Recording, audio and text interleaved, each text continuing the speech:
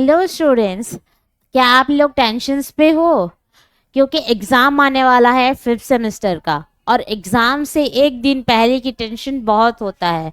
जब सिलेबस अधूरा होता है, नोट्स इनकम्प्लीट होते हैं और आंखों में सिर्फ एक डर होता है, पता नहीं क्या होगा। हर नर्सिंग स्टूडेंट्स जानता है कि सेमेस्टर 5 का जो सिलेबस है वो बिल्कुल भी सैम्पल नहीं है, क्योंकि उसमें community health nursing 1, nursing education and technology जैसे सब्जेक्ट्स हैं जो डिमांड करते हैं कॉन्सेप्ट क्लियरिटी, उसके साथ साथ एक परफेक्ट राइटिंग स्किल्स का। और जब नोट्स अधूरे होते हैं या कहीं से कॉपी पेस्ट किए होते हैं, तब रिजल्ट होता है लो मार्क्स या फिर बैकलॉग्स। अब सोचो, अगर आपके पास होता एक ऐसा गाइड, एक ऐसी मास्टर की जो आपको एग्ज़ाम के हर दरवाजे को खोलने का रास्ता दिखाती, और वो मास्टर की आज हम लेके आए हैं जो है 360 supreme exam notes for BSc nursing 5 semester students के लिए, स्पेशली उन्हीं के लिए है। अब सिलेबस नहीं लगेगा स्कैरी, ना क्वेश्चंस लगेंगे हैवी, ना आंसर में कुछ रह जाएगा अधूरा, बस एकदम एग्ज़ाम रेडी फील आएगा। अब बात करते हैं कि इसमें जो सब्जेक्ट्स हैं, जैसे कि कम्युनिटी हेल्थ नर्सिंग 1 और नर्सिंग एजुकेशंस और एजुकेशंस टेक्नोलॉजी, हर यूनिट के इम्पॉर्टेंट टॉपिक्स को हाईलाइट किया गया है जो एग्ज़ाम में डायरेक्ट हेल्प करेंगे। आप सिर्फ पढ़ेंगे नहीं, समझेंगे और लिखेंगे भी और सीखेंगे भी कि एग्जैक्टली जैसे टॉपर्स लिखते हैं। चलो एक और धमाकेदार बात करते हैं, जो है आपको हमारे प्री लॉन्च के साथ साथ एक एक्सक्लूसिव पीडीएफ नोट्स भी मिलेगा। तो पीडीएफ नोट्स में क्या मिलेगा, चलो देखते हैं कि कम्युनिटी हेल्थ नर्सिंग 1 में और एजुकेशन टेक्नोलॉजी के ये सैम्पल पीडीएफ में क्या चीज़ें मिलेंगी। आप लोगों को पता होगा कि कम्युनिटी हेल्थ नर्सिंग में कितने यूनिट्स हैं, यूनिट 11 है, और नर्सिंग एजुकेशन के 8 यूनिट्स हैं। तो हमें एग्ज़ाम के पहले बहुत सारी कन्फ्यूज़न हो जाता है, और एग्ज़ाम में बैठने के बाद क्वेश्चंस देखने के बाद कि बहुत सारे कन्फ्यूज़न आते हैं कि किस क्वेश्चंस का आंसर किस तरीके से लिखे, क्या होना चाहिए उसके अंदर में, है ना। तो देखिए हैं कम्युनिटी हेल्थ का पहला यूनिट जो है concept of community health and community health, ठीक है। सबसे पहले क्या है कि कम्युनिटी हेल्थ नर्सिंग का टॉपिक है, उसके अंदर क्वेश्चंस है, क्या है, defined health, public health and community health nursing. यहाँ पे ओनली डेफिनेशंस पूछा है। तो डेफिनेशंस पूछा है तो ऑब्वियसली बात है कि एक परफेक्ट डेफिनेशंस होना चाहिए, है ना, वो भी एक एक्सपर्ट के द्वारा। आप कभी भी कोई भी डेफिनेशंस लिखते हैं तो आपको क्या है, एक ध्यान देना है कि वो एक एक्सपर्ट का डेफिनेशंस हो, ताकि आपको मार्क्स सही से मिले, ठीक है। नेक्स्ट क्वेश्चन क्या है कि define community health, describe in detail about the scope of community. तो हमें क्या है, डायरेक्टली क्या हम उसी पे ही जाएंगे स्कोप्स पे, तो उसके पहले क्या क्या लिखना है उसके बारे में कि हम डायरेक्टली उसके पास नहीं जाएंगे, थोड़ा सा इंट्रो देंगे। जैसे कि कम्युनिटी हेल्थ का हम डेफिनेशंस लिखे, और वो भी 2 डेफिनेशंस है, और दोनों डेफिनेशंस एक्सपर्ट के द्वारा ही है ना। नेक्स्ट क्या है कि स्कोप है, तो जितने सारे उसके स्कोप्स हैं, सारे स्कोप्स को हम सिंप्लीफाई पॉइंट वाइज पे आपको डिस्क्राइब करना है, ताकि जो आपका एग्जामिनर हो, जो आपकी कॉपी को चेक कर रहे हैं, वो इजी तरीके से समझेंगे और आपको परफेक्ट मार्क भी मिलेगा, ठीक है। जितने भी इसका स्कोप्स है, सारे स्कोप्स को डिस्क्राइब करना है आपको, और सारे स्कोप्स देख सकते हो कि पॉइंट वाइज है और सिंपल है, ठीक है। इसी तरीके से आपको लिखना है। नेक्स्ट क्या है, डिस्क्राइब डायमेंशंस ऑफ हेल्थ। यहाँ पे देखो सीधा क्वेश्चन है, डायरेक्ट जो आपका डायमेंशंस है हेल्थ का उसको ही क्वेश्चंस में पूछा गया है, ना कि उसका डेफिनेशंस लिखा है। लेकिन हमें क्या करना है कि हेल्थ क्या है, उसका डेफिनेशंस को यहाँ पे ऐड करना है। डेफिनेशंस को ऐड करने के बाद ही आपको आपका डायमेंशन जो टॉपिक है, जो क्वेश्चंस में पूछा है, उसको लिखना है।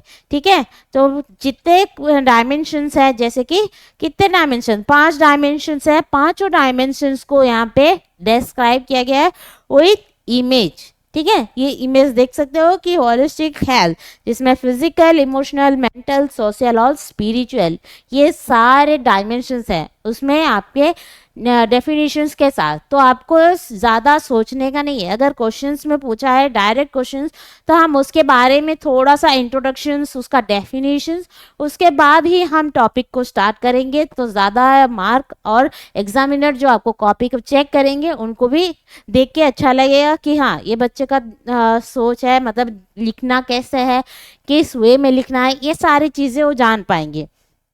ठीक है, नेक्स्ट क्या है, राइट्स और notes on level of prevention.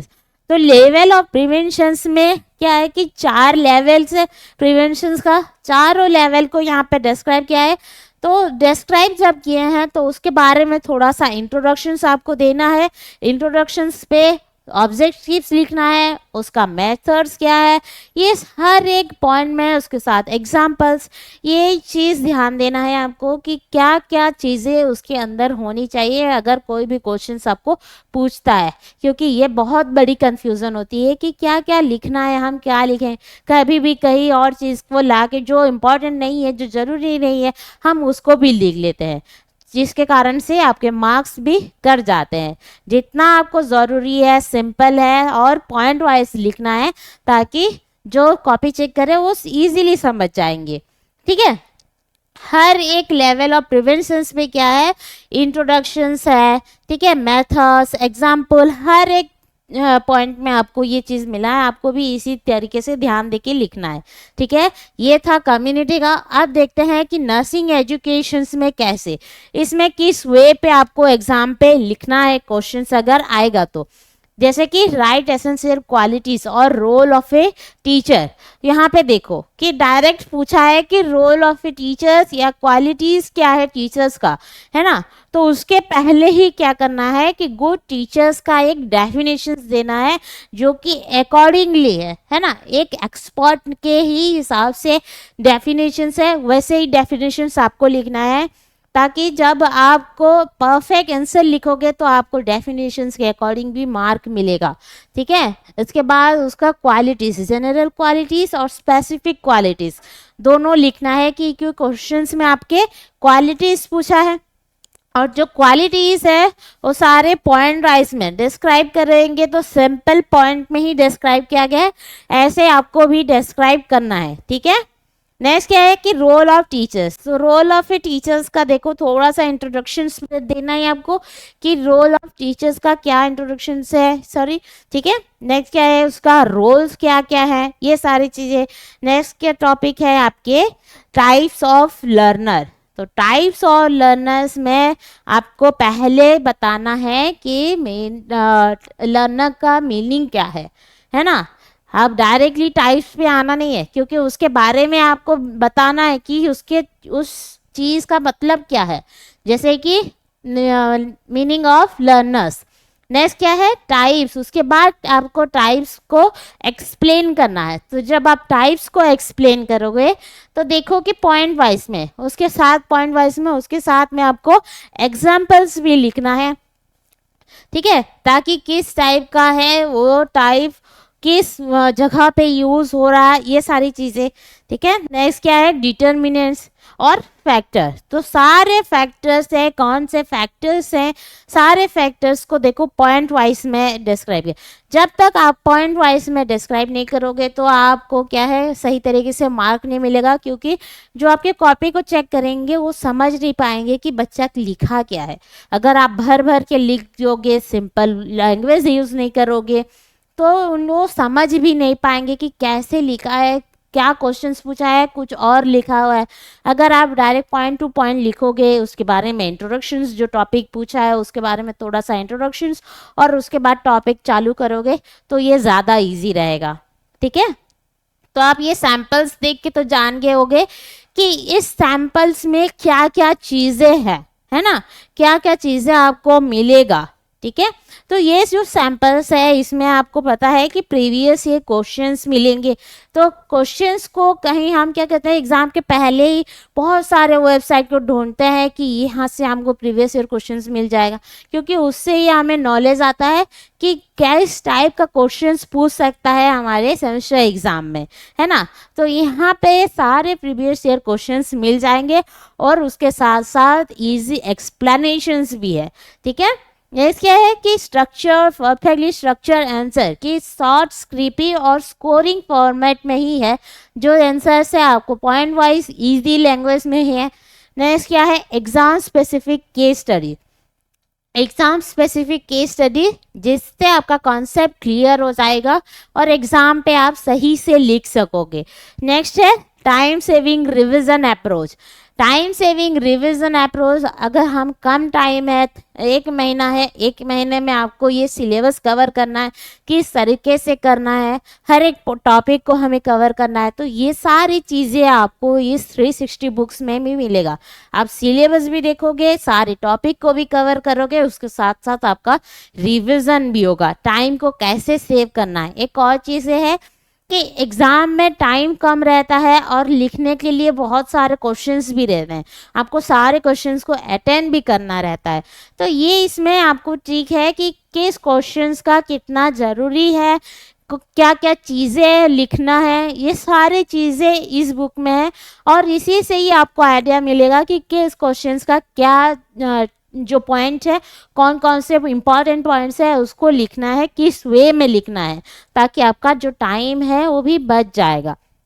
ठीक है, नेक्स्ट क्या है, एक्सपर्टली क्यूरेटेड कंटेंट। ये जो कंटेंट है ये आपकी जो न्यू आईएनसी सिलेबस है उसके अकॉर्डिंग हमारे एक्सपर्ट्स ने इसको बनाया ताकि आपका एग्ज़ाम और भी आसान हो जाए, आप इजी तरीके से पढ़ोगे। ठीक है, तो ये सैंपल देखते ही आप लोग समझ गए हैं कि किस तरीका का डिटेलिंग है, कितनी क्लियरिटी है और कितना एग्ज़ाम फोकस है ये 360 सुप्रीम एग्ज़ाम नोट्स।